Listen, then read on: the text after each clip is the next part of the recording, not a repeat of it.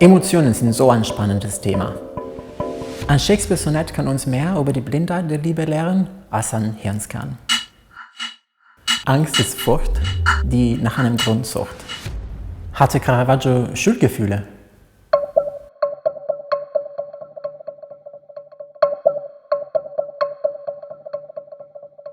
I wrote this book because I wanted to understand my own feelings in my daily emotional life.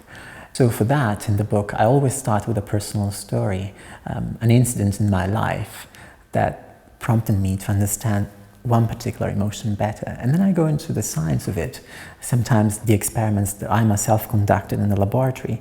And when that was not enough, I sought inspiration from art, from literature, from philosophy.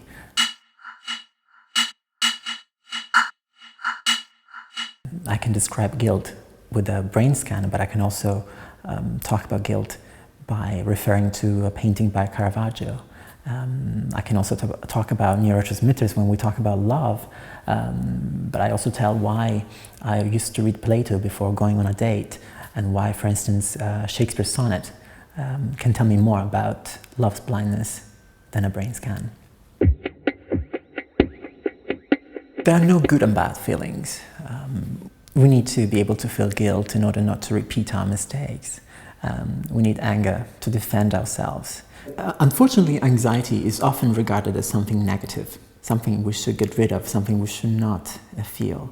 On the contrary, anxiety can actually help us to take stock of our lives and understand what is wrong, perhaps, in our lives, what we need to change. So it's an eye-opening feeling.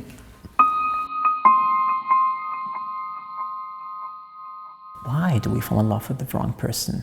And why do we repeatedly make mistakes?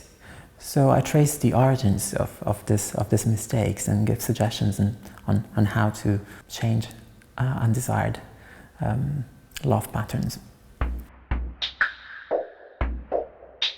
After I finished writing the book, I was a different person. I knew myself better, I knew my feelings better.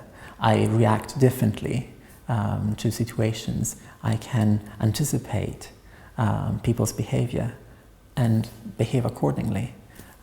This is precious.